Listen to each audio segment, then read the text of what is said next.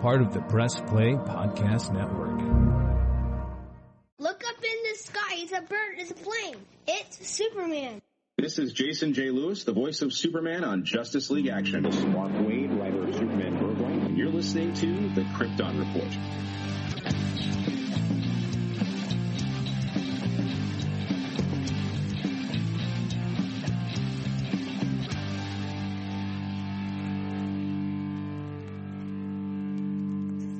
Welcome to the Krypton Report podcast, now part of Press Play Podcast Network.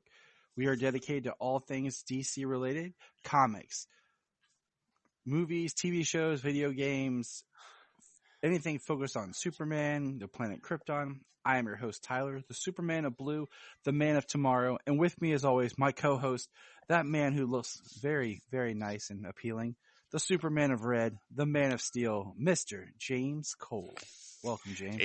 Hey, Tyler. Yeah, we talk about all that stuff. We just decided to rename the podcast the Rock Podcast. We were just going to talk about The Rock.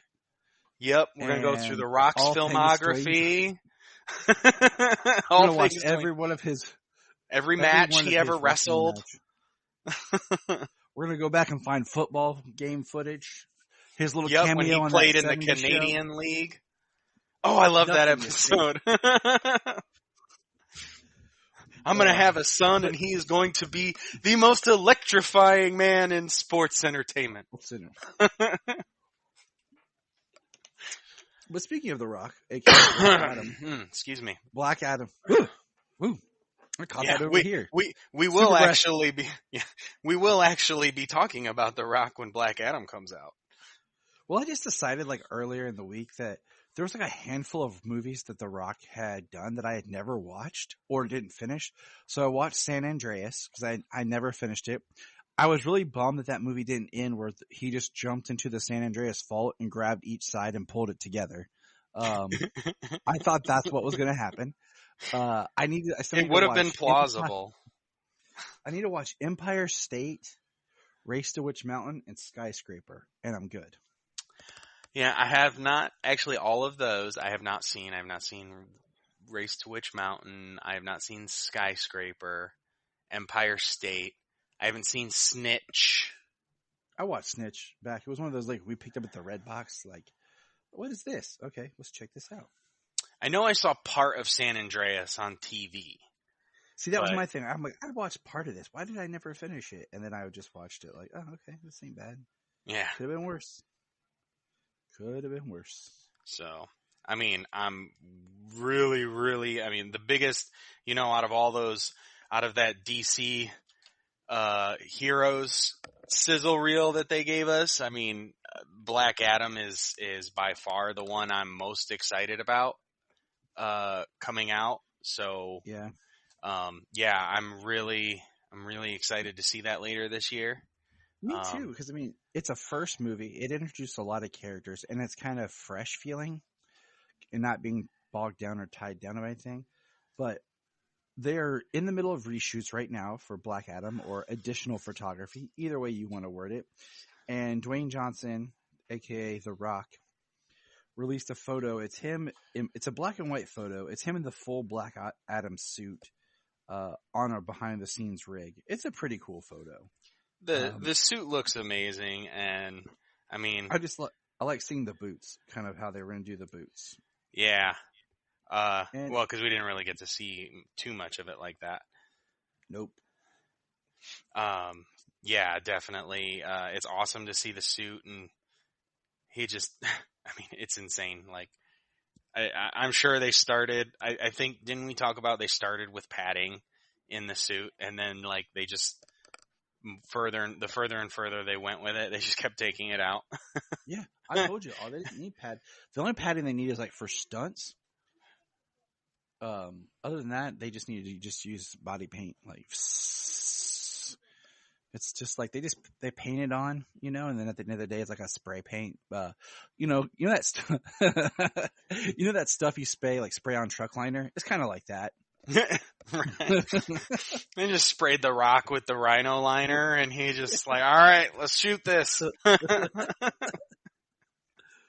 So let's see what else news we have. Okay. 1. Waller.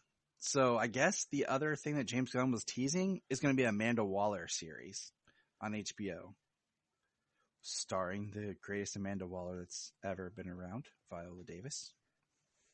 So that's pretty awesome, actually. I'm actually really excited because there's a lot you can do with her, especially if it picks up right where Peacemaker left, where she kind of got outed about Task Force X. I was reading to Rachel for school, and she wants to read all the reader books I got for all of the reading. That's all I need. That was Selah. She doesn't like to go to bed at all, any time, ever. So the Waller show. What do you think? Thoughts? I mean, Viola Davis is awesome. She's great as Amanda Waller. I'm very curious as to where it could go. I mean, she's had a lot of machinations in the comics over the years. Nothing as big or crazy as she's doing right now, but unlikely that's what they'd be doing in the show. True. But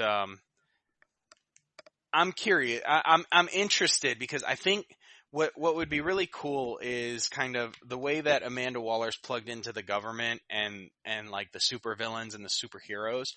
We might get to see like more rotating villains. Like we might get to see some villains that wouldn't make it into the Suicide Squad movie or something, or when her situation eventually goes to crap, she could be bailed out by a hero, and not a Justice League tier hero, not like a top tier hero, but somebody who we wouldn't normally see.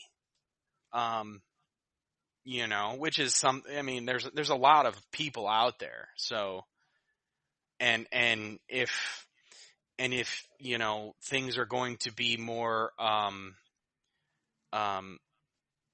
cohesive with DC moving forward, then it might be much easier to kind of get a cameo of a bigger star, even in just a single episode, not as part of the arc, but kind of like the Justice League was at the end of Peacemaker.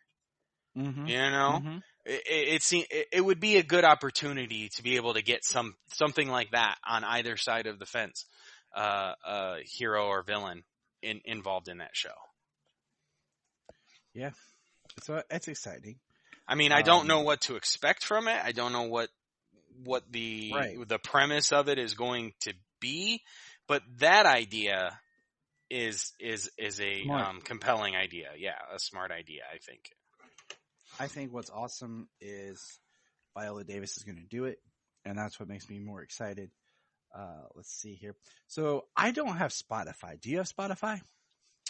I do not pay for Spotify. Dang. I need to borrow someone's Spotify password. Anyways, the long-promised Batman audio drama that has Winston Duke as Batman has dropped on Spotify. And I thought, it's kind of interesting that it kind of got mixed up with what came out on Batman Day, that really, old-fashioned, cheesy radio show style that was on HBO Max. But this is a serious, it's done by David S. Goyer.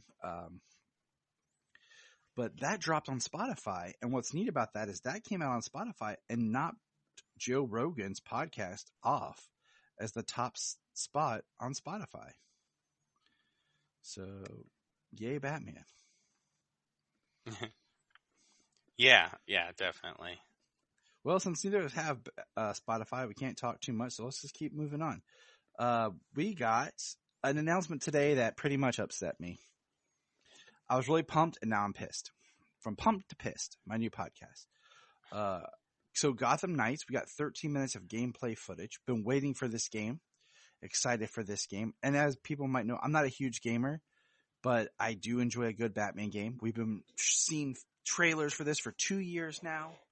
Been promised this game. My wife can't wait to play it, and I'll probably watch her as I play along. Solomon's interested in playing it as he's getting better at video games. And then today, with the gameplay announcement, they say they are canceling all PS4 versions and Xbox One versions. They will just be a next-gen game.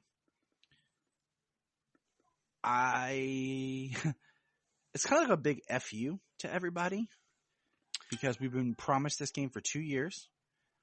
It's been advertised that it would be with the previous models as well, much like the Miles Morales Spider-Man game was. And now I plan on buying a PS5 at some time.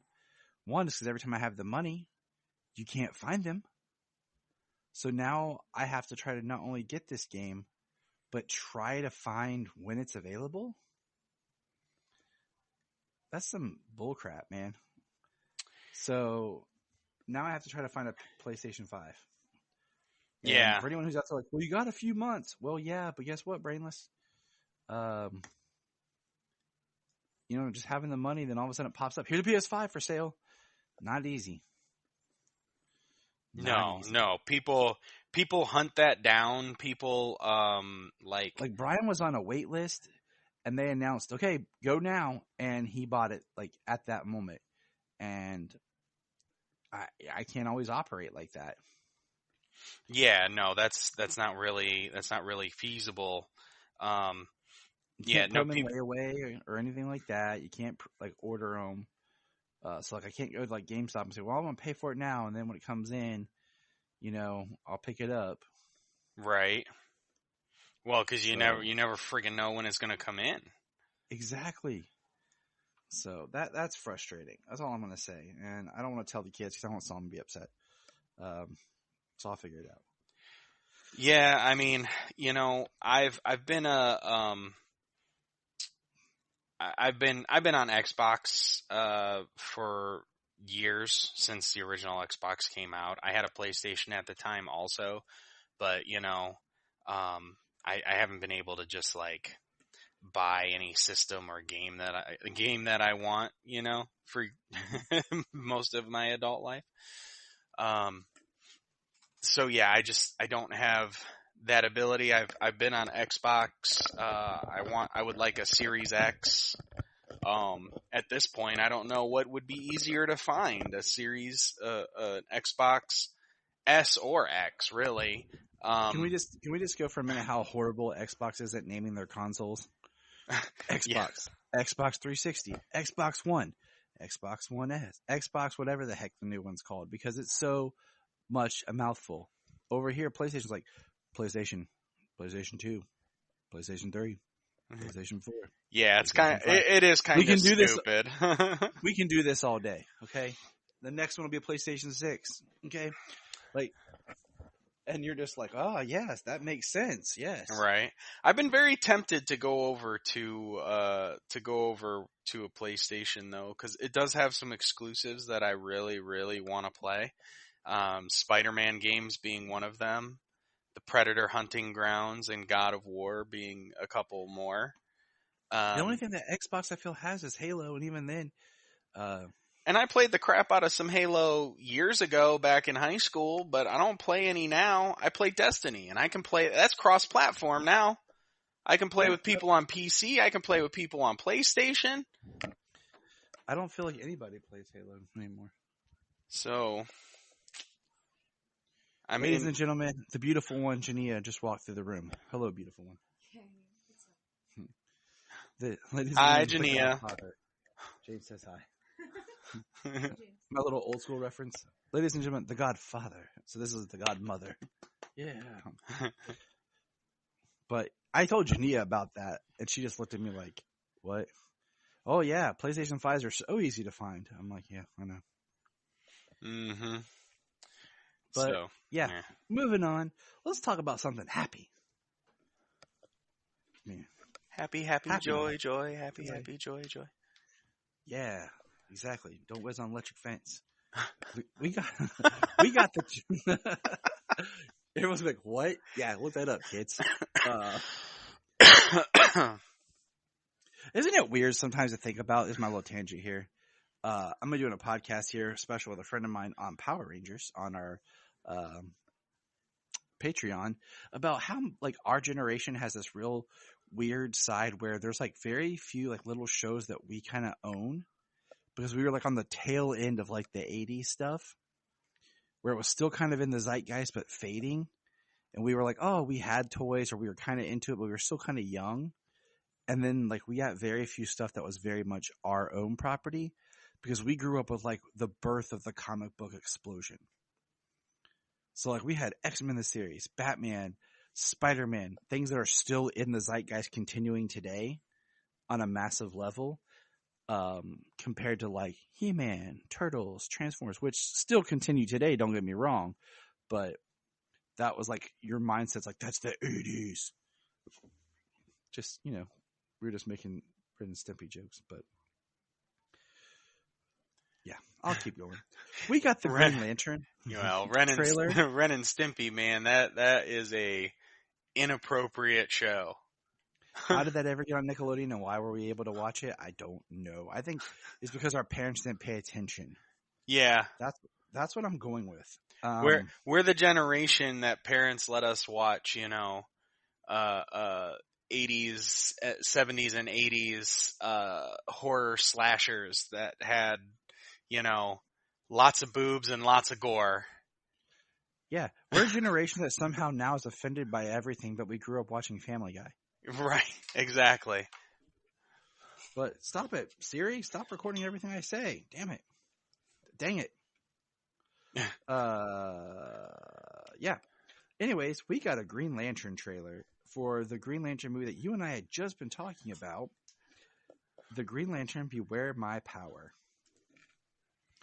We kept talking like, you know, both of us are huge fans of these animated movies, and we feel like since the end of last year after the long Halloween, it's been very slacking with the promotion. I mean, usually you would get the trailer for the next movie, a sneak peek, and when the new one drops, you'd be getting ready for the next one.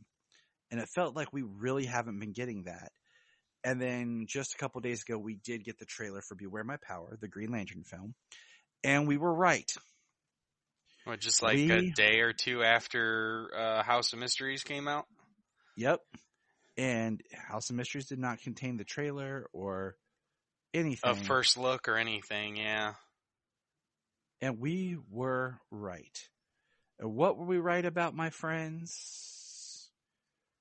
We were right because it is connected in the new continuity. It was amazing just because it's now, excuse me. It's exciting because now we will see where this universe kind of goes in a new chapter. Because this one has John Stewart Green Lantern. It has Green Arrow. And it has, I think, Vixen. We see Martian Manhunter real quick. Hawkgirl. Hawkgirl. Yep, Martian Manhunter's back from Man of Tomorrow. Man for Tomorrow? Man of Tomorrow? Man of Tomorrow. Of Tomorrow. Yes, 4 is the comic book. Yep, we'll get there one day. So that is cool because I like the continuation of this established built universe, and I like that it's bright. I'm going to be honest with you. I like that the art and everything, it's good art, but it's really bright. I've been really tired of everything being dark and dingy, and so I'm glad that we'll be getting something bright and happy. Maybe. But it's John Stewart Green Lantern, which is awesome. Yes, sir. It looks really good. It's the same animation style, so it's in the same continuity that they've been building since the end of Apocalypse War. And we'll talk about that continuity here in a little bit. Yes, yeah, with the new short that was released. Yep. I'm interested to see like what the story is because they discuss Hal. We see a Guardian. Oh die. Yeah. It's Ganthet and it's voiced by our bud Jason J. Lewis. Ooh, nice. Nice. Yeah. I didn't know that. Awesome. I'm glad he got another voice role. I am. I'll have to watch it again and listen for that. Cause Ganthet does get a line, just a line, I believe, there in the trailer. I'm gonna put it on a loop. But we get to see some things. We get to see more lanterns. We get to see the Sinestro Corps, not just Sinestro getting a yellow ring, like we did in First Flight. So he's not like the only villain. Mm-hmm. Which is nice. I hope they don't have to kill Hal. I'm hoping that it's one of those that Cal's dead, or he's dead, and he's really not. I almost said Cal, but Hal. It would be cool if it's like he does. It'd be nice if John's not getting Hal's ring. You know? Yeah. It doesn't appear that way from the trailer. It doesn't appear that he's getting Hal's ring. But yeah, I mean, in the trailer they talk about Thanagar. We got Hawk Girl. Lots of Thanagarians. It looks a little more light. It looks that there's some lightheartedness to it. With the interaction there at the end. Ooh, do you know who is voicing Jon Stewart? Yeah, it's Aldous Hodges, our new Hawkman. Yeah, in the Black Adam movie. And you know who else he is? The guy that stabbed Sam in the back at the end of season 2 of Supernatural. Pfft. Oh, really? Yeah, suck it. I've seen him in a few other things too, but that's where I remember him most. Is he was on Supernatural and then the show Leverage. I've seen him in a few movies. But I'm excited he's Hawkman. I think he'll do a great job. Well, I mean, from that sizzle really looks fantastic. He was in The Invisible Man, the newest one with Elizabeth Moss. It came out in 2020. Okay. Actually, I've been meaning to watch that one. It's a good movie. It's a good flick. I need to watch it again. It has a great what the F moment. So yeah, good times. Yeah, well, absolutely looking forward to it. And I haven't seen anything like official. I haven't looked it up myself, but I did see posted by another podcaster on Twitter that it was coming out July 26th.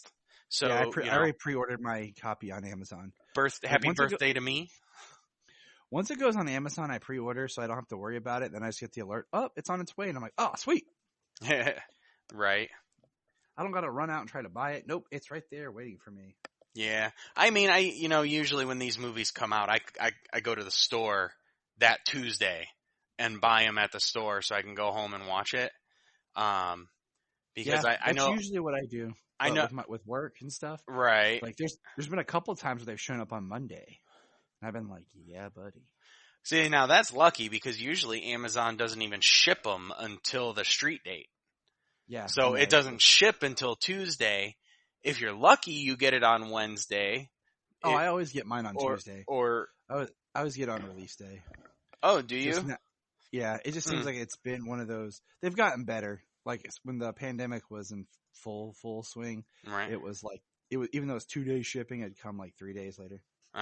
Well, last year they opened up an Amazon fulfillment center here in Rossford, just a couple of towns over.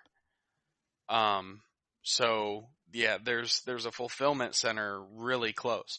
So normally if I order things by early afternoon, I'll have it by the next day. Yeah, it's cool. I like it when it's like that. But, this isn't the Amazon podcast. Yeah, right. But trailers, speaking of trailers, we got another Super Pets trailer. And it was kind of more the same for this trailer, but the high part was being when Krypto's thinking about when Lois shows up and we see Lois and we see Krypto like bite her and toss her into the ocean. And it's just kind of his, like fantasy. Yeah, like somebody or Lois coming to hang out with Superman means he can't. I wonder if she knows. I figure she knows he's Superman, but I'm still kind of curious. Looks like they're just dating in this, which I think is kind of cool. We do see that Superman gets hurt, like looks like gets shot with kryptonite. It's gonna be up to the pets to save the day. I cannot wait for this movie. I'll be honest with you.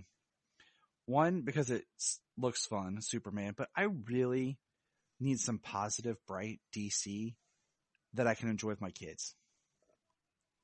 Like, I'm just really at a point where I really want to enjoy some of this comic book new stuff that's exciting with my kids. Like recently I went and saw that other company's film, you know? Yeah.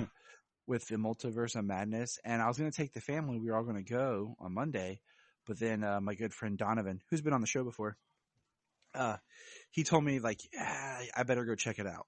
And I was like, all right. So I went and I watched it. And it's a good movie. I'm just going to say that. But it is a little darker. It is more of a a Marvel-styled horror movie. And, like, my kids are cool with, like, a scene here and there. But there's parts where it's very elongated. And I was like, okay, cool. But then I'm like, man, I really want to go and experience something with them. Like, I want to take them to see, like, a big comic book thing that they're interested in. Like, you know, we took Salma to see the Batman, and he liked it. But he was like, the Riddler was a little scary. And I get that. And I just want something to enjoy with them. So I'm really looking forward to Super Pets. So much stuff is made for adults when it's nice to have something for the kids. That's not stupid. Like, don't get me wrong. Like, Teen Titans Go, I can take in a little bit, and the movie was fun and witty at times, but the show sometimes is just stupid. Oh yeah, absolutely. I mean, it's made tons of money. You know, it's got, how many movies does it have out now? Teen Titans Go to the movies, Teen Titans vs. Teen Titans Go. It's like one. That one's like number 2. The new multiverse. Yep. And that one will be out. Multiverse Mayhem. Yep. That'll Something be out like at the end of this month. Me and the kids will probably be talking about it, or me and you will be. That'll be out at the end of this month. But I'm just saying, like, it's just nice to be able to go to the theater and see something DC and be pumped for something. That's another reason why I'm looking forward to Black Adam and Shazam, because I'm hoping it's more in that kind of vein where I can take the kids. And yeah. So anyone out there who's mad I'm complaining about stuff, come at me, bro. Oh, I mean, I'm glad that we have all of this DC content that we can enjoy. That's mature storytelling, you know, quite possibly leaning on the dark side, but I also want my kids to enjoy DC. I want my kids to enjoy these, and yeah, I want to be able to watch stuff and have a good time. Like, I like Teen Titans Go to the movies. Yeah. I took my kids to see it, but there was a point in the middle where I was like, oh, this is a lot of Teen Titans Go. And then it came back around again, and it was fun.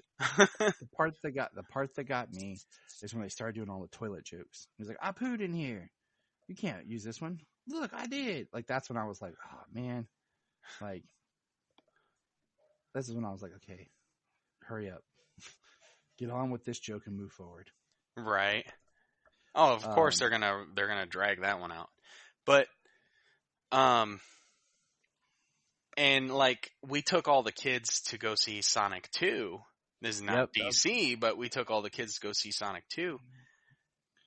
That movie is almost 2 hours long.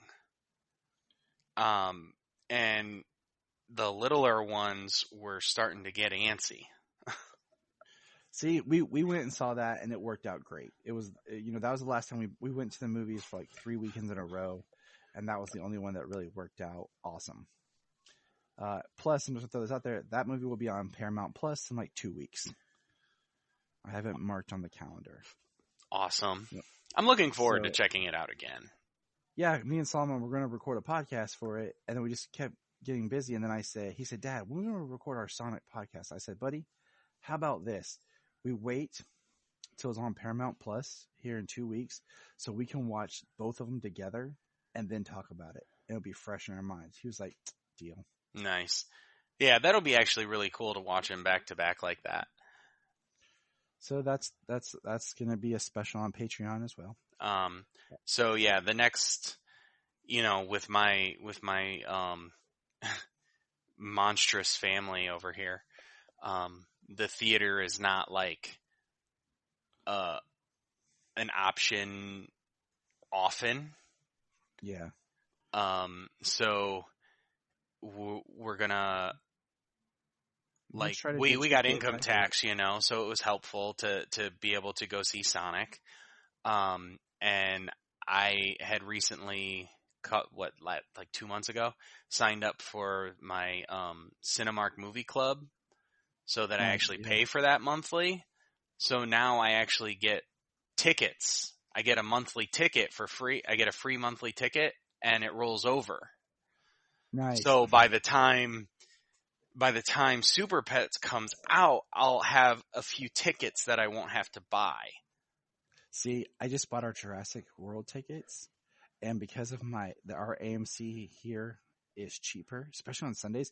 On Sunday, bro, I bought they're $4.99 for adult tickets.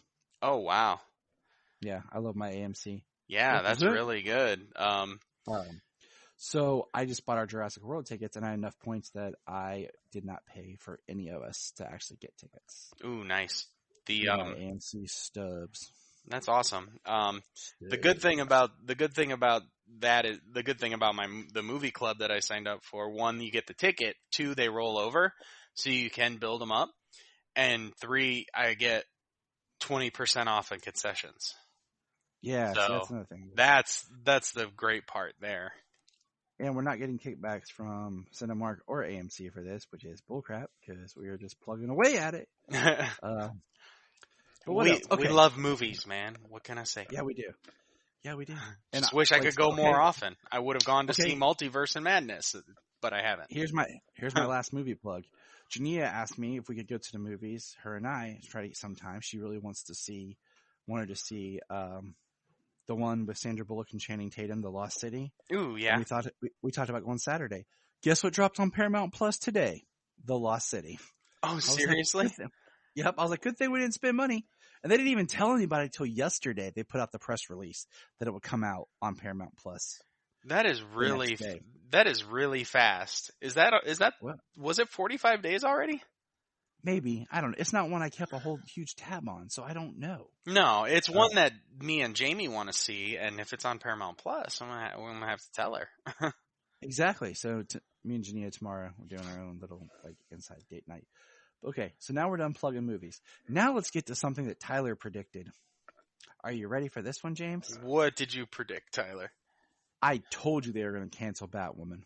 Oh, yes, you did. I told you guys as soon as they started casting this Gotham Knight show. And even that now, like with the whole buyout of the Warner Discovery thing, so much stuff is on the out. But Batwoman got canceled, and so did Legends. And I'm surprised Legends had lasted this long. I stopped watching it after, it was season 6. In the middle of, or right after it started, I stopped because it was no longer really felt like a DC show. I felt like it was all the characters, like original characters, and the other ones were just not being really taken care of. And I was done. Yeah. The last season I watched through, I've got a lot to catch up on. Was the first season that Constantine was a regular. So was that 4? Maybe. So yeah, they both were canceled, and that meme was sharing the only 2 members of that Justice League, Justice Society, Super Friends, whatever, at the end of Crisis left is Superman and Flash. And Flash has got a shortened season 9, and it's going to be its last. That I've heard that it is, and I've heard that it might be, but yeah, I don't think I've seen an official but I think the rumor going around is that it is. So I'm just actually Sayla and I were watching the most recent episode of Flash today. She was watching it with me because she loves the Flash. I think I might rewatch the first season with the kids, see if I can get them like interested from the beginning. Yeah. But so that leaves the Arrowverse now, pretty much over. Right. And well, also I think that it would be, if they continue doing DC on the CW, I don't know if that's gonna be a thing for too many more years. But I think if they did it, it would be more beneficial if they did these, 15 episode seasons, Yeah. and they had them going like back to back. I mean, they're kind of going to do that. With the fact that Stargirl is supposed to premiere in June, I think it's going to premiere shortly after Flash and Superman and Lois end. Right. Well, Batwoman was a short season. That was only 13 episodes, and it was a better season. Which I'm almost finished with. I have one episode left. I'm on like 10 or 11. I think it only has 13 episodes. And it was a better season, in my opinion. So that kind of sucks that it was its last. And then Batwoman ended earlier. The Flash and stuff continued going. Legends ended at another time. Then like Superman and Lois picked up. And then when that ends, Stargirl is going to start up. Yeah. So, I mean, yeah, I think it's more beneficial to have the year-round content with the shorter seasons and a more focused story. I think we've been calling for that for a long time. We have. And, the thing is, like, we know the CW is supposed to be up for sale. So and I figure that could be a reason. Like, will this Gotham Knights show actually go anywhere, or will it get retooled and become an HBO Max show? I kind of feel like they should pull, like, Stargirl just moved the production to Canada for season 3. Like, didn't they, right? If I remember right, they pulled out of Georgia and they were moving to Canada to be around all the other stuff. Like, they should just move it over to HBO Max and move Superman and Lois to HBO Max. And just, get all DC back under one house and let the see, because they haven't like tonight as we're recording. Was this season finale of Naomi. Yeah, that's the other one I was going to mention. Like, that started the same time as season 3 of Superman or season 2 of Superman and Lois.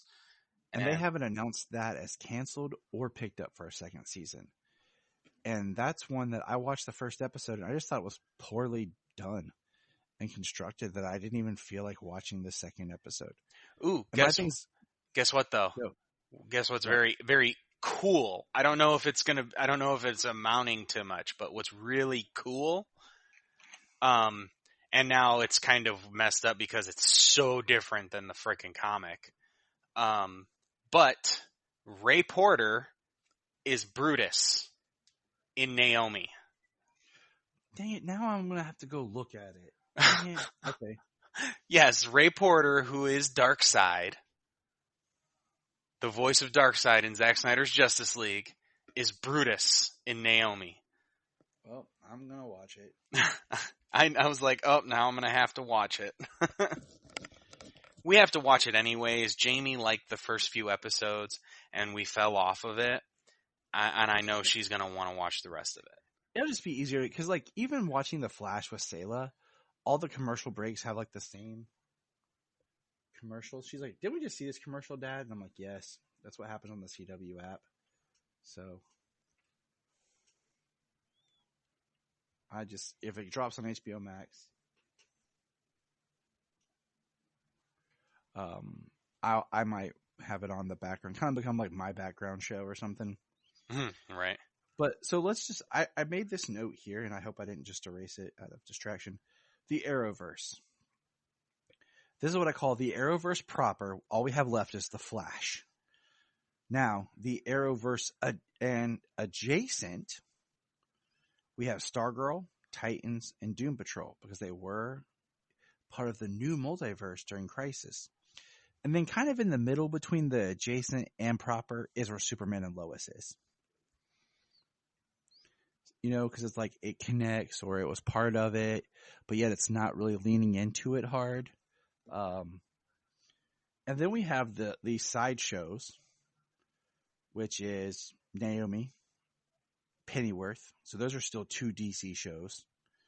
And then we have this proposed Gotham Knights that will it ever happen? Who knows? But that's kind of where we are with DC TV.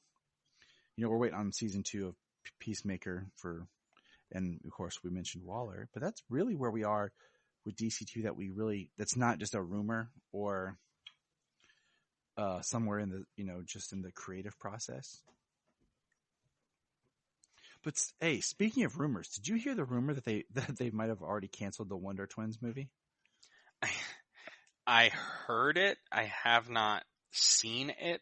I haven't even seen the rumor. I only heard it.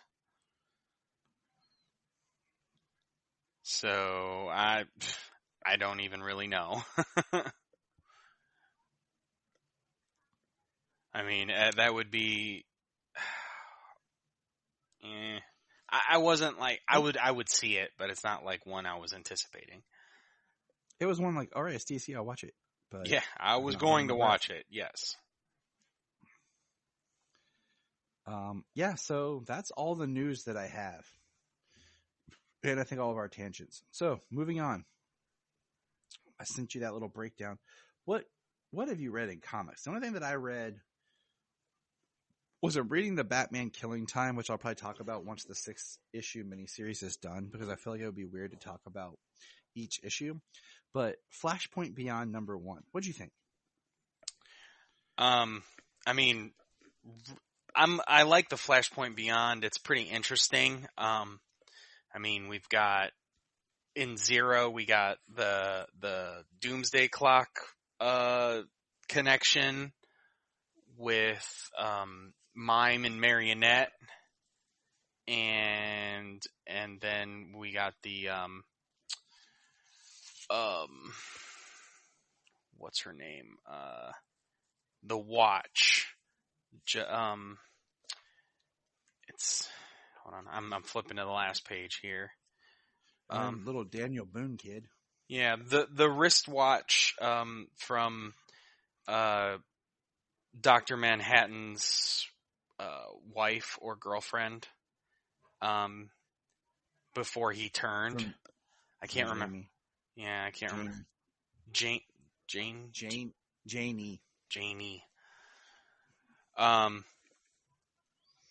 So yeah, there's some connections. It's very interesting because like the majority of the book takes place on the Flashpoint Earth. But then we get the final 2 pages with the Flash and Bruce, with Barry and Bruce. Yeah, tying into the button. So it's like it's going to be Flashpoint Beyond tied into Doomsday Clock. Yeah, it's like it's Flashpoint, it's Rebirth and the button and Doomsday Clock. Like anything that's was touched from Flashpoint. Yeah, I'm liking this story so far. I was pretty tripped out so last time we spoke about this, I didn't spoil anything for you because you hadn't read it yet, and I actually so I didn't tell you, but they killed Barry Allen. He was trying to turn Barry Allen into the Flash. And they killed the Flashpoint Earth Barry Allen. Right, that was crazy. Yeah, I was like, whoa. I mean, we got Penguin is Thomas's right hand man. Yeah. Teaching Dexter Dent how to shoot a gun. Right? He's like, well, he says, he says, what am I supposed to do with him? He says, I don't care. He says, what am I supposed to do with the little bastard? He says, I don't care. And then the kid says, I want to learn to shoot a gun. He says, what kind? That's the best part. Yeah. Well, so we pick up in the, in the British Isles where, last we had seen the war going down, between the Amazons and the Atlanteans. Well, looks like the Atlanteans came out on top, and they have, Wonder Woman tied up with her lasso, prepared to drown her. Yep.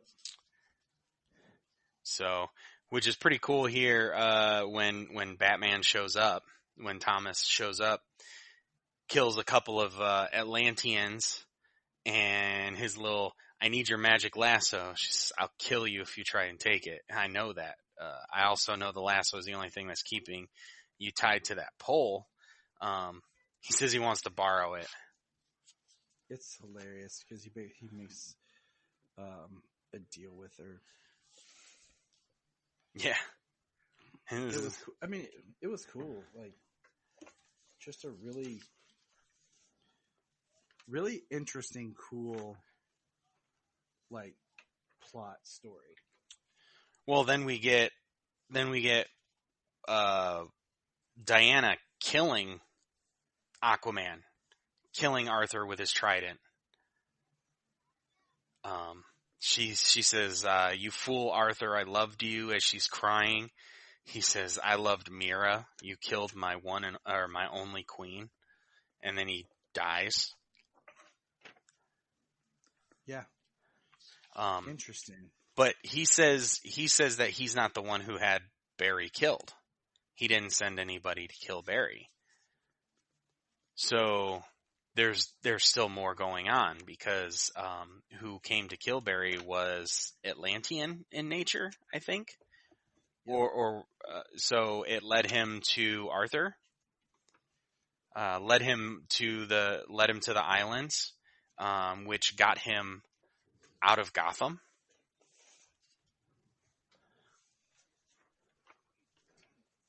Yep.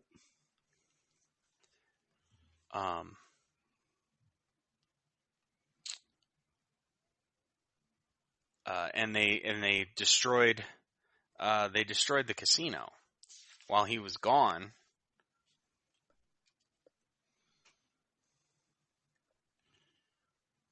So yeah, I mean it's a good mystery. I mean it's hard to say what's going to happen and who the bad guy is because it's on an Earth where nobody is who we know them to be. Mm-hmm.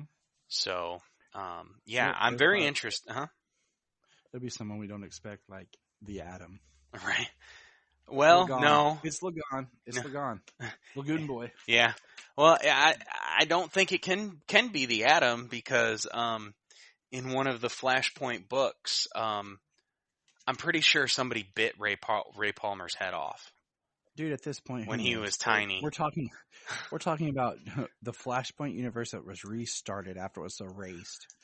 We have ties to Convergence, Doomsday Clock, and Rebirth.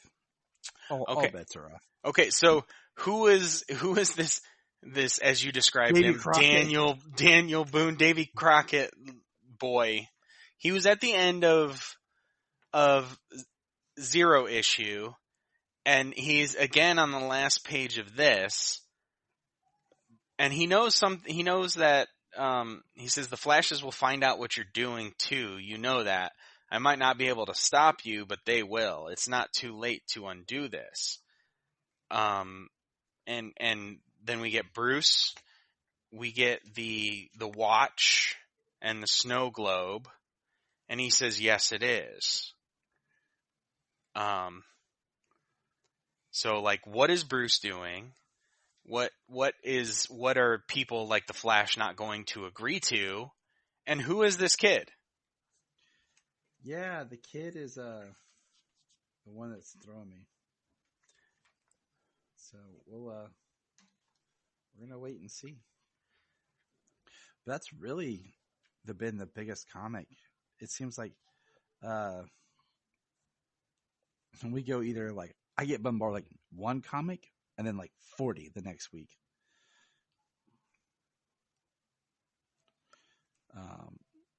I'm looking forward to this one, but yeah. I'm definitely gonna pick up issue 2 when it comes out. I liked issue 0. I like issue 1. It's so stupid they do issue 0. Yeah, I don't know why that is. If you're gonna do 7 issues, then why don't you just do a 7-issue arc? Say 1 out of 7. Just do 8 issues. Just do 8 issues.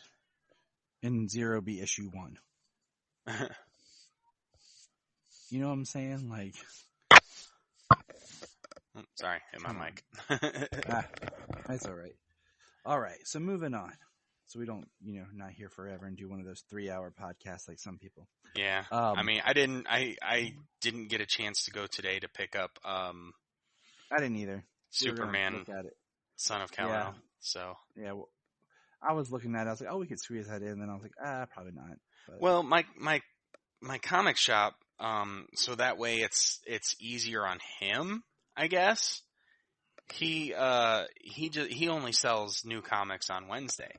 So even though the DC books can be sold on Tuesday because DC changed their street date to Tuesdays as opposed to Wednesday, he doesn't sell new comics until Wednesday.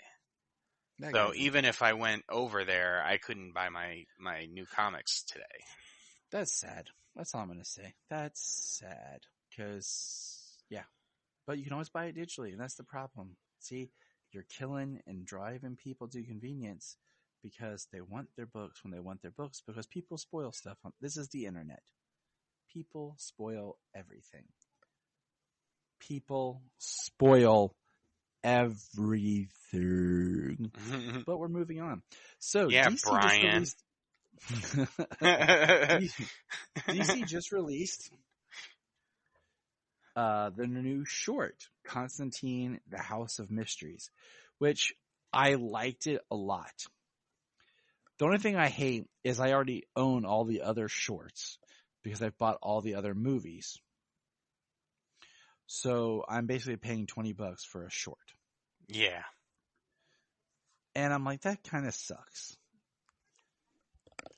Now, if they had just done one that's all shorts and they hadn't released these shorts with the other movies would be different. And I'll be honest, I haven't really liked any of the other shorts that much. They were okay. I think some of the other shorts that had come out before when they came out with Superman and Shazam: The Return of Black Adam, when they came out then, like I liked some of those shorts better than the ones that had come out. I mean, I did like the stylistic choices that they had made. Like the Blue Beetle one is very old school animation. Yeah. I mean, that was pretty cool. I just like that way. I just like that stylistic choice for that.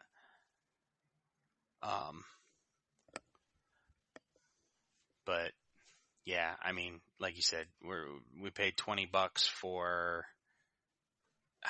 I don't even know how long the short was. Minutes. Yeah. So I took some notes on it, and we'll kind of go through it a little bit. It was, first of all, I like because it is in continuity with the new continuity, but also proves that the old continuity, which was Apocalypse War, birthed the new continuity. So it starts showing Constantine from Apocalypse War. And telling, he's kind of talking out loud about how he'll pay the bill. It's the most selfless thing he's ever done. And he is basically sentenced by the Spectre to fill out the rest of eternity in the House of Mystery. And let's just take a moment to say that Matt Ryan is Constantine, dude.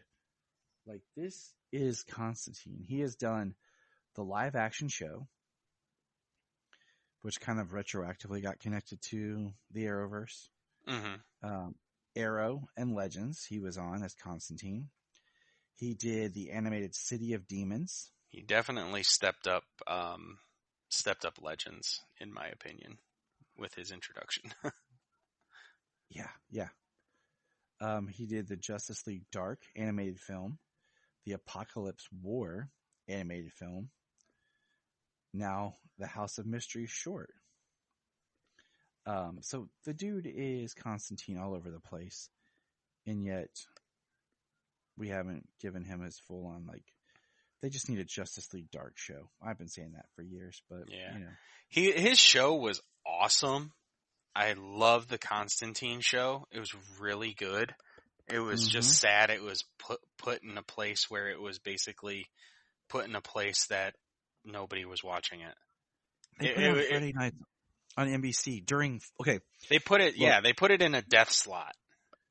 Look, when your target demographic is people who are going to be in high school and people who would be their parents' age, Friday nights in the fall is not good because kids are in band, football, at football games, out on dates. You put it on Monday night when we all hate our lives because we're back to work and we want to look forward to something. Okay? You hear me, TV? So I actually, that is one of those shows I want to revisit and watch the whole thing. I have it. I need to buy it. Honestly, yeah, I'm looking for a rewatch. Yeah.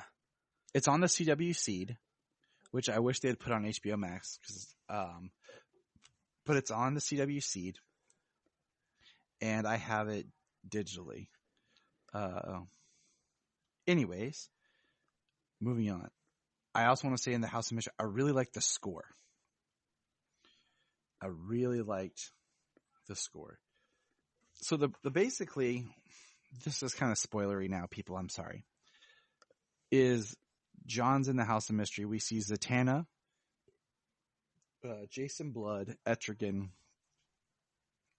and then they all turn to demons and they keep killing him. And he dies in some creative, fun ways. And he's trying to find a way to escape the House of Mystery. And he figures it out by tricking some demons that are there that he sold his soul 3 times. Constantine. And he gets out. And what you find out is the Spectre actually rewarded Constantine in his death and put him in the House of Mystery with the people that he loved the most. But Constantine couldn't accept that he deserved anything and created his own hell to be tortured by the people that he loves the most. And that was just heartbreaking.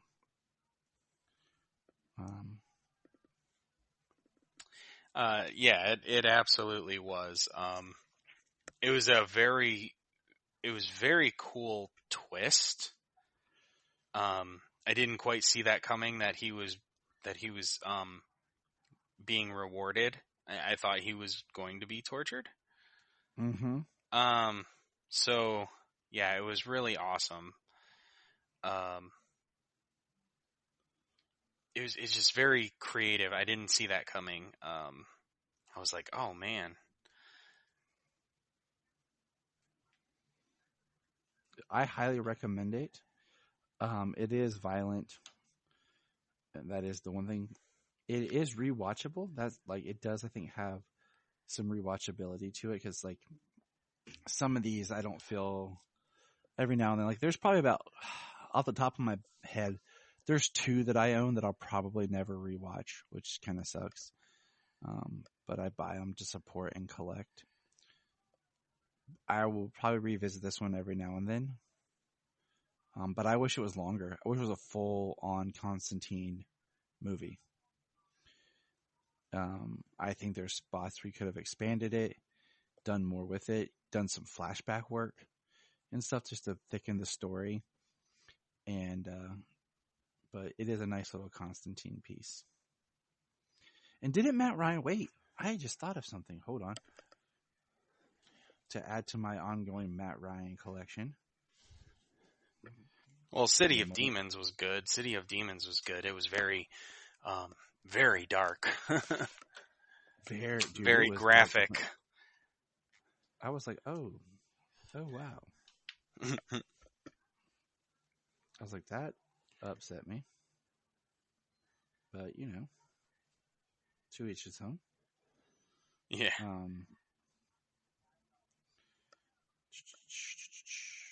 I'm looking up something real quick here. Okay, I was trying to remember if Matt Ryan had voiced Constantine on something else, but no, he didn't. Okay, moving on. So, now, House of Mysteries, that's done and over. Let's talk about the meat of the episode. The Rock.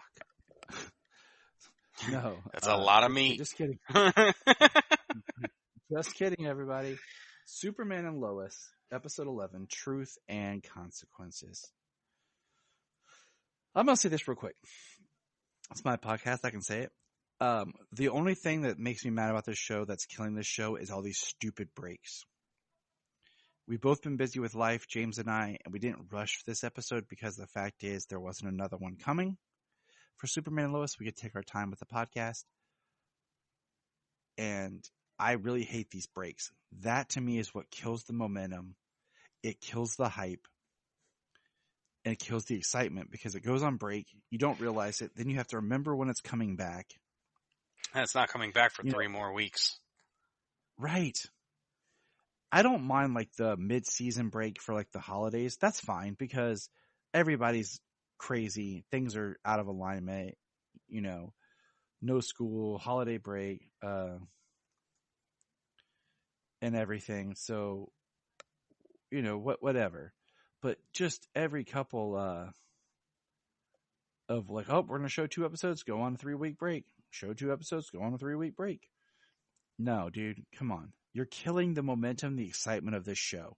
And I don't want to be one of those people that just purchases it on iTunes and waits for it. Or just binges it all on. I know a couple people who love Superman and Lois who are just waiting for it to go on HBO Max because of all the on-off again.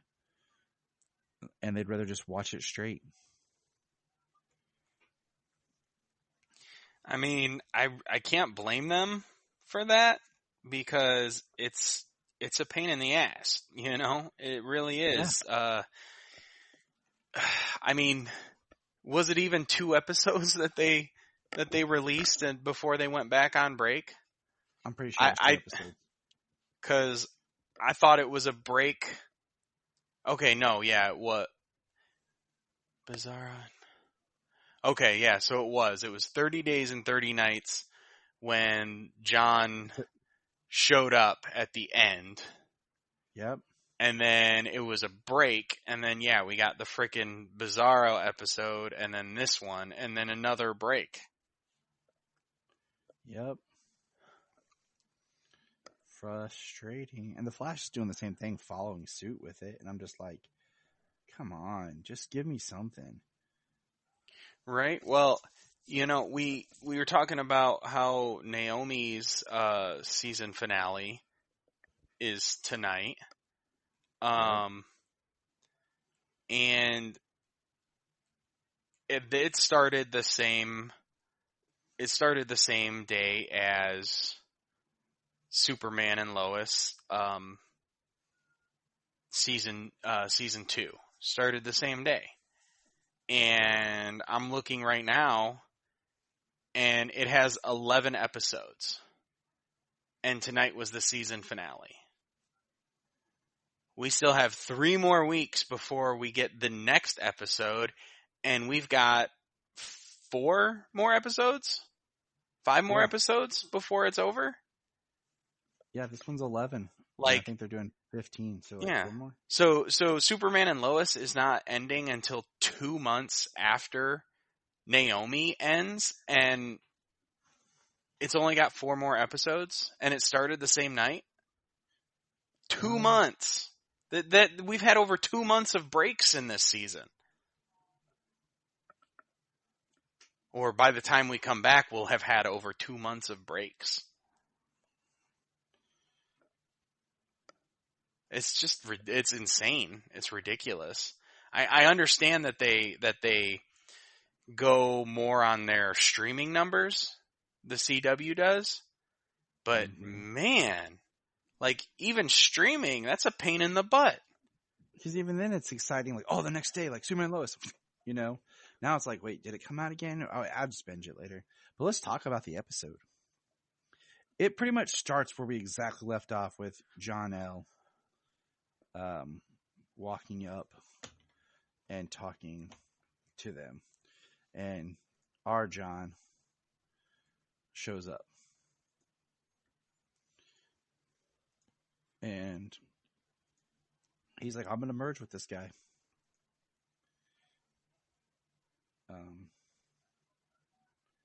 So yeah, it's pretty intense. Straight from the beginning. I was pretty hooked. What about you? Oh yeah, I mean, I was almost wondering like how is this merge gonna go, and or is it gonna happen? Is it not? Because we don't know what it does yet. You know, we saw Allie supposedly we saw Allie merging, but we don't know what's happened. What happened to her? Yeah. I was wondering if this is gonna give John any powers. See, that's what I was wondering. If like something with like his physiology being different, it'll give him powers. Like it'll cause his powers to emerge. Or my other thought was, crap. What do you call it?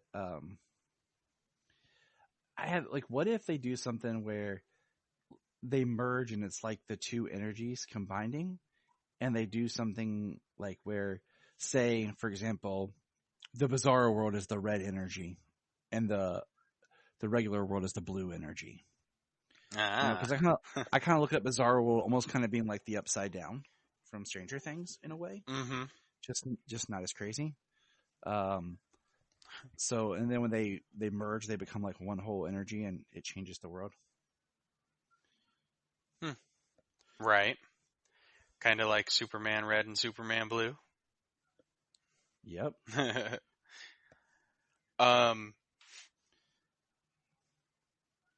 It was kind of cool how Jordan tried to rush in and save the day, and John just threw him off. Yeah. Jor-El. We got to make sure we say Jor-El. Yes, Jor-El. Now we have a third John. Third John. That's one of my Bible jokes. You know, what's a Bible joke, Tyler? Well, there's first and second John, and I always used to mess with people like, oh, turn to third John. And it was funny to watch kids look for it. Anyways, Cal does come back, and he saves them, and of course it's a great family reunion. He did not realize that he was gone for 30-some days. He says it felt like a day in Bizarro World. Mm-hmm. Which we get a nice little discussion with Natalie, or not discussion, just kind of like a note from Natalie, how it was like when she was in the void, how it didn't feel like it, how it felt like she was only there for a short time, but she was there for 6 months. Yeah, it's crazy. So sometime between through the portals and through the void that he was in. Yeah, time, because you're I don't know how you would actually say it. Like you're the way time and space works is different. But it was almost heartbreaking in a sense, because he was like, "What all did I miss?" And he finds out about Candace was the one with the drugs, and he's like, "What? Why didn't you just tell me?" And John's like, "See, I knew you'd react like this." It's like, "Come on, dude." And well, yeah, of course. I mean, 1, your son is dating a drug dealer. 2, it's kryptonite. I mean, I wasn't going to say anything, but yeah. Yeah. I mean, it's obviously something, even though he kind of like cooled off, it's obviously still something that it's very serious. I mean, dealing drugs and selling drugs and taking drugs is all very serious issue. So to know that your son was protecting somebody like that with this potential, with the issue that these drugs have caused. Mm-hmm. Like it's like taking the fall for somebody. Yeah. So, which, can feel like you're doing the right thing, but in all respects, you're probably doing more harm than good.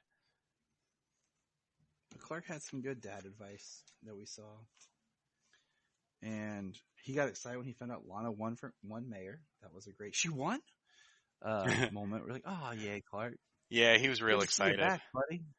Well, the interesting thing is he doesn't even know. So John is getting those flashes, those images, which is interesting because he's glowing like Clark was. Like, so obviously there's some more stuff going on with him Kryptonian wise. Yep. Than him having powers like Jordan or Clark, yet anyways. But when when John is having his flashes, of where John-El is, he tells him he's on Main Street. And so Clark goes to Main Street, and when he's there, he runs into Lana. That's first where he finds out he's been gone for a month. Kind of stuns him. And he tries to play it off like he's like the assignment. She's like, yeah. Yeah, and so he doesn't know he's been gone for a month, so it's kind of surprising to him. And then he's talking to her, and he doesn't even know that she won mayor. She won the election. So him not even saying anything to her, congratulating her, like, it kind of hurts Lana to her core when she walks away. She's kind of, she's visibly upset because, like, her best friend been gone for a month, didn't even congratulate her on being the mayor or nothing.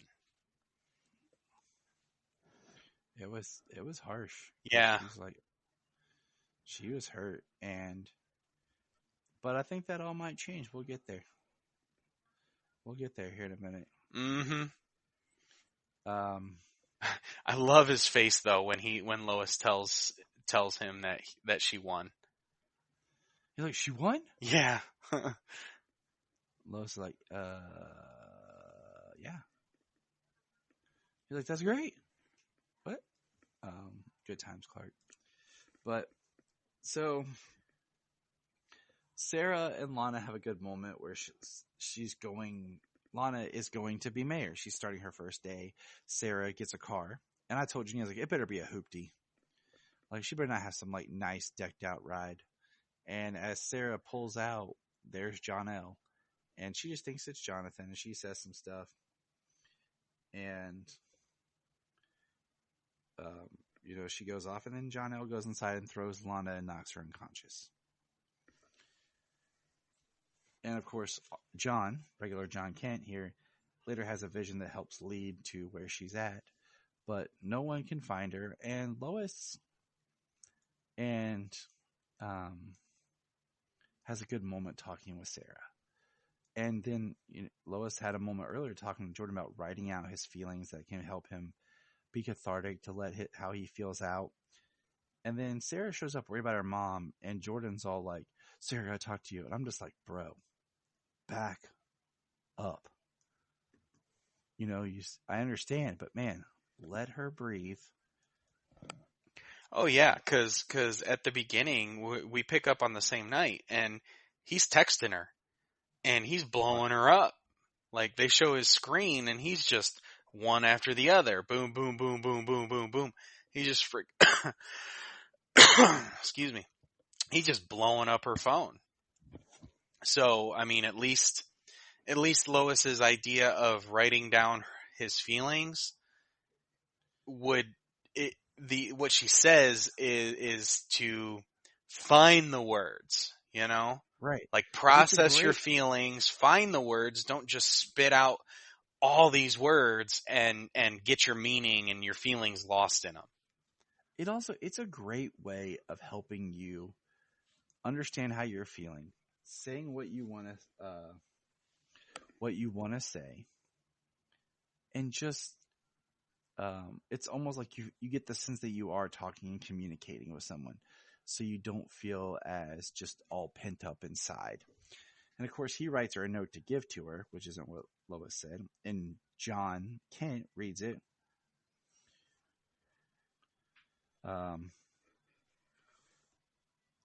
So that's good, you know, because the brothers together is what really makes it work.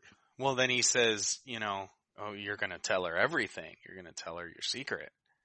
Yeah, and then we find out that, because one of the big themes of this is the secret's killing them, you know, the family having to keep this secret, and how it's Clark's secret, but it's the family's secret. And, well, because growing up and in his entire life, it's been his secret. It's been his secret alone, you know?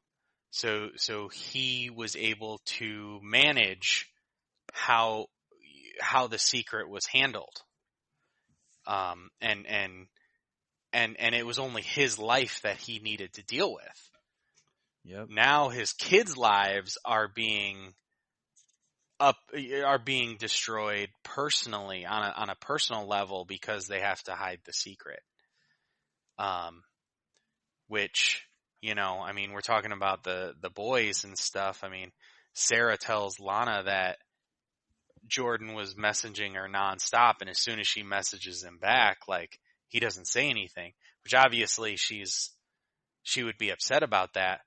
But, you know, they don't even have a conversation, you know. John's just worried about talking to her. John's just worried about giving her this note. You know what I mean? But if he even had a conversation with her, tried to see what was going on with her instead of spilling the beans, like, he would even be like, well, she would even be like, I messaged you back. And he's like, oh, well, I was talking to my mom and she took my phone and she said I should write things down, you know, try and get to the root of my feelings. And she would, and then Sarah wouldn't be like, oh, well, I just thought you were blowing me off again. Yeah, Sarah's a dumb teenage girl and Jordan's a teenage boy. And they're both being stupid. Who's driven by a force. And, you know, Jania said something that was interesting. She's like, you have to realize that it might seem trivial to, like, us who are now older, mature, and remember us being that dumb. But to him, that's his world. That's everything. Like, his relationship with his family and with Sarah, like, that's the big thing to him. That's all of it. He can't see the grand scheme of things. Right. And I get it, but let's not, like, Lana. I think Lana need to step in and be a little bit more of a voice of reason, because let's just say that Kyle does not give the best relationship advice. Yeah. Yeah. He talked about how Jordan was so obsessed with Sarah and doing everything. And then when Jordan backs off, and now he's like, well, if he can't put you first as the most important thing of a 15-year-old boy's life, then, you know, you break up with him, which sounds like something you would say to someone after they've been dating someone for several years and they're an adult, when they should be looking at marriage or some sort of commitment discussion, not when they're 15 and they're still figuring it all out. Yeah. You know, and I don't think relationship advice from the former alcoholic and cheater. It's sound advice. Yeah. Yeah. But he's the only one who we've seen give her any advice on the relationship. Yeah. You know, Lana didn't really give her any kind of advice. She just gave her a car and sent her on her way. Here you go. Thanks, Mom. Mayor Lana Lang. Did you catch that? Yes. Not Lana Cortez. Or Cushing, Lana Lang. So let's just kind of ride this thread out here. So Jor-El tricks Superman. He shows up. He gets stabbed in the chest with shards of green kryptonite because Jor-El made a green kryptonite bomb. And Lana is the one that pulls out all the shards from Superman's chest. And during that, he hears the battle where Jor-El is fighting Jordan. And I love the turn, and Jordan just whips the crap out of Jor-El. Yeah, because at first he was getting beat up, and you just thought it was going to kind of go the same way. But yeah.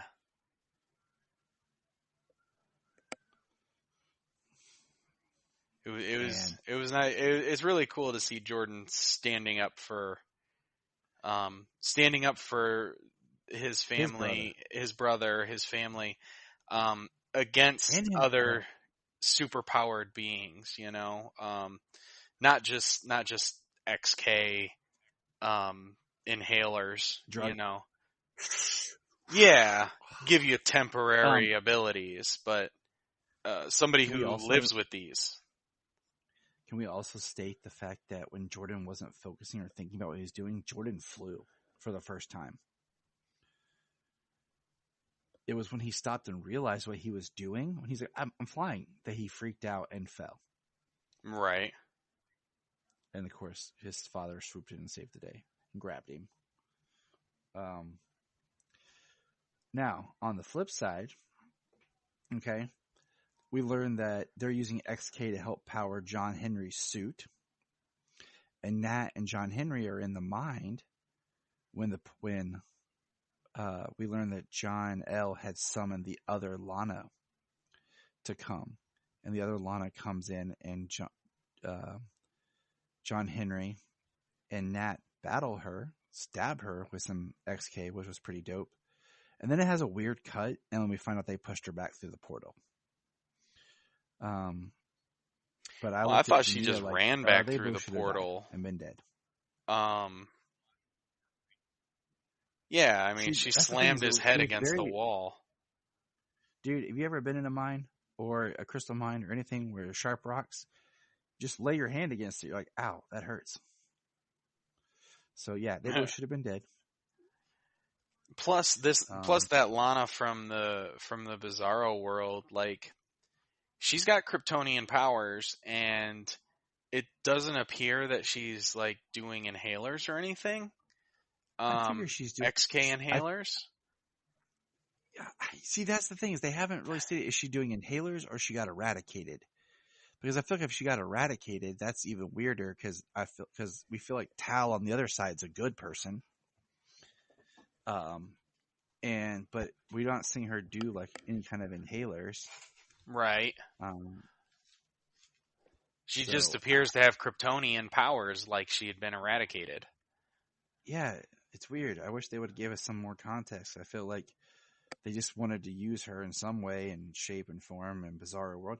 But here's another question. I mean, it's clear that he was bringing her over since he couldn't merge with John, like, on his own, because there were people standing in his way. That he could kidnap Lana and they could merge. Yep. And then he would have somebody to help him merge with his other half.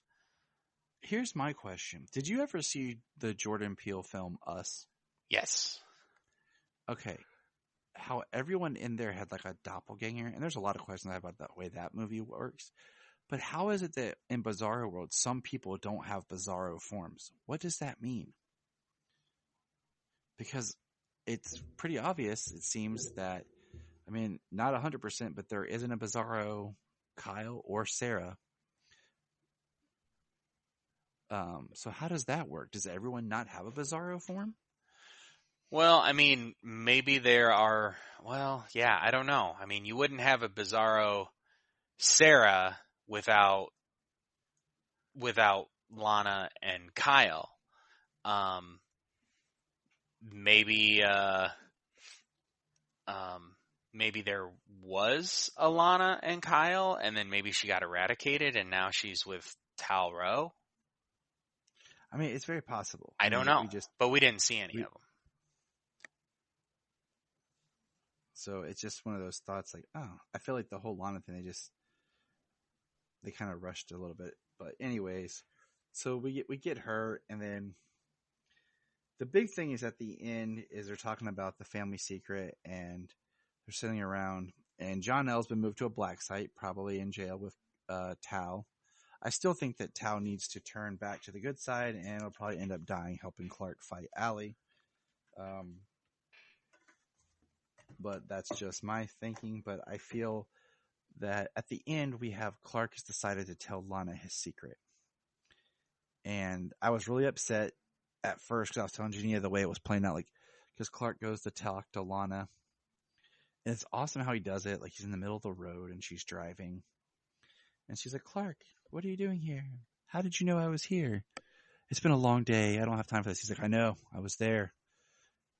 I have something I've been wanting to tell you since high school. And I was like, please don't have her be like, Clark, you know we can't be together. You're married. Blah, blah. I was like, please don't do that. Cheesiness. They didn't.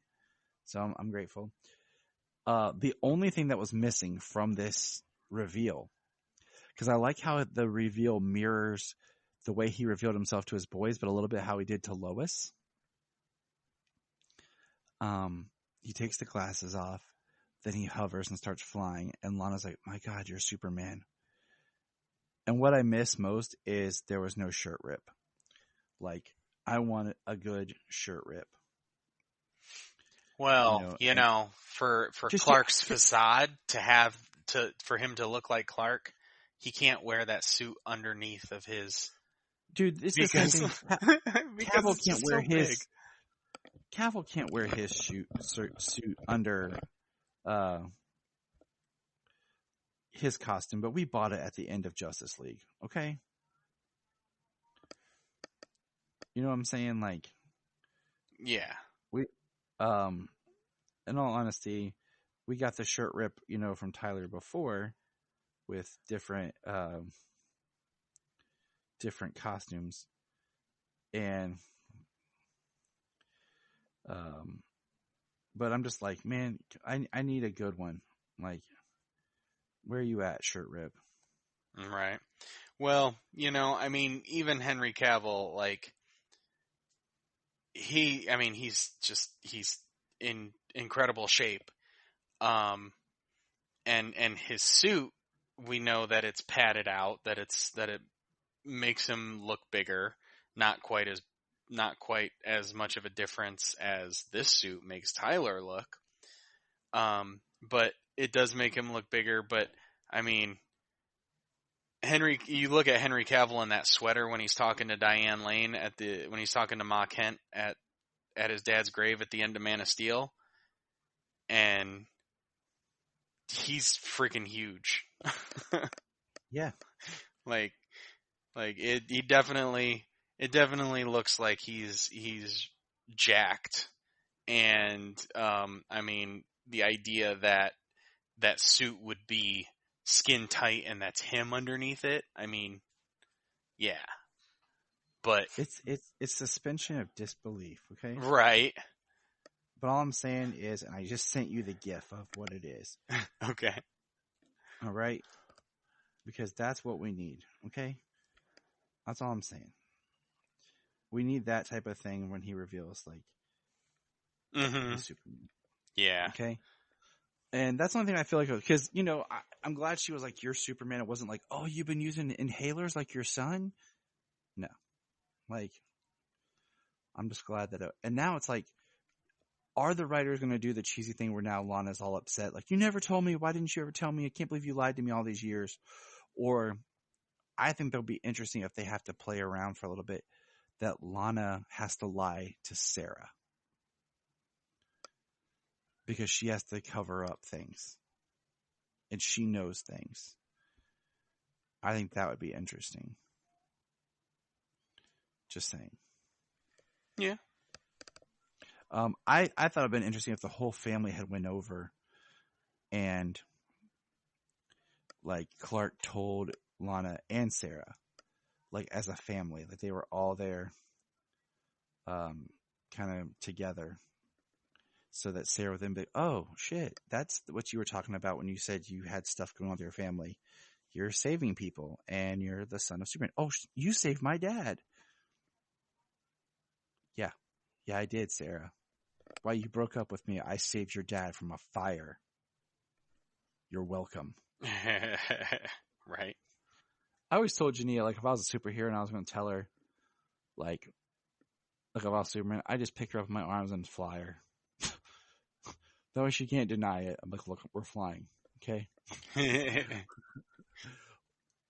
Or like if I was Spider-Man, like I'd do something super Spider-Man and then rip the mask off. You know? Like, oh, look, proved it. I think, talking about Spider-Man, one of the best, like, superhero reveals is in The Amazing Spider-Man 1 where Gwen's walking away and he can't tell her she's walking away and he just webs her and pulls her to him. And just her reaction of, oh my God. He's like, yeah, I'm Spider-Man. But anyways, this Superman and Lois ended on a great note. I really want to see where they go. The writing's been great. I haven't really been upset with anything. Like I feel like they've been very good with not making it too melodramatic and where you're just like, this is dumb. Okay. Making good choices with the writing, the style, the show. Like I said, the only thing that's upsetting me is just the killing of the pace of here it is. No, it's not. Here it is. No, it's not. Here it is. No, it's not. Yeah, absolutely. No, right. I'm enjoying it. I'm enjoying it completely. I mean, this episode, the Jordan scene, especially the letter scene, there's the letter scene, right? Her mom is missing and he's worried about it's not just that he's trying to give this to her, you know what I mean? And it's this big part in his life, but it's like freaking read the room a little bit, dude. That's what I'm saying. Like, dude, calm down. Step back. You're not paying attention to what's going on around you. Like, and I understand, like, you're going to tell her your secret and you think that's going to make everything better. But hold on, broski. Okay? Bro Montana, take a chill pill. Okay? Because, like you said, you're not reading the room. She's not going to be receptive of you if she's already mad at you and broke up with you. But we've all been there. Just desperate to pour our hearts on our sleeves to be broken by a girl and go on and carry that weight for the rest of our lives. You know what I'm saying? Maybe not. Maybe James didn't. You are James Cole, so maybe you were the one breaking the hearts like Jania was. But, I was definitely relating to Jordan in these past few episodes. No, I'm sure I broke a heart, but I know mine was broken too. So, or past, 2 seasons or, since the show started, but whatever, it's cool. But hopefully we'll see Jordan suit up with a really cool Superboy costume, much more reminiscent of like the young John Kent, where it's like the hoodie and everything kind of look. That would be cool. I miss young John Kent. I do. In the comics. Yeah. But anything else? Or is that it? I think we're done. I think we got it. I think it's late. I think we're all tired. I think we got it. All right. Well, thank you for listening, dear listeners, to this episode of the Krypton Report. I can't speak. And we want to just invite you to check out our Patreon. Don't let Krypton explode. Join our $1 Patreon club for our special podcast we're presenting. We have a new one we're launching next month. Really excited about releasing that podcast. We've been talking about it for years. If you're not sure what we're talking about, just check out our Patreon feed. Couple of episodes done already this month, more to come. We try to do about 3 to 5 Patreon exclusive episodes a month. So, that's like a quarter an episode, and we're pretty cool. Maybe we'll do more. Who knows? Summer's coming. I'll have more time.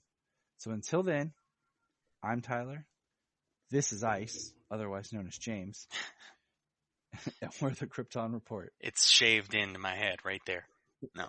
This is James. This is James. Look up in the sky and remember to always look up in the sky. Look up in the sky. We just want to say, if you've enjoyed this podcast, please check out other podcasts on the Press Play Podcast Network. Remember to check out Krypton Report on all social media platforms. Go to linktree.com/Krypton Report. You find all of our information right there. If you want to keep Krypton from exploding, join our $1 a month Patreon. That's right. For $1 a month, you'll get extra special content that you don't get on the main show, like movie commentaries and whatever else comes out of our mouths. So check it out, patreon.com/Krypton Report. If you are like Tyler and James and can't get enough Super Talk, check out these other podcasts. Digging for Kryptonite, Supergirl Radio, The Last Sons of Krypton, the Superboy Legacy Podcast, All-Star Superfans, Superman the Animated Podcast, The Aspiring Kryptonians, Always Hold On to Smallville, Caped Wonder, The Geek of Steel, and Truth, Justice, and Hope Podcast. Hey, we're going to press pause and hear a few words from our other podcasts on Press Play Podcast Network. Hello, Brooks here with the Books with Brooks monthly book club podcast. Here's how Books with Brooks works. We read one book a month and then we talk about it. Classics like Stephen King's The Shining, debut novels like We Are the Brennans by Tracy Lang, and tons of other compelling, life-changing stories, one book and 1 month at a time. So come read along with us and then listen in. This is Dan Jurgens, and if you want to have a good time, keep listening to the Krypton Report.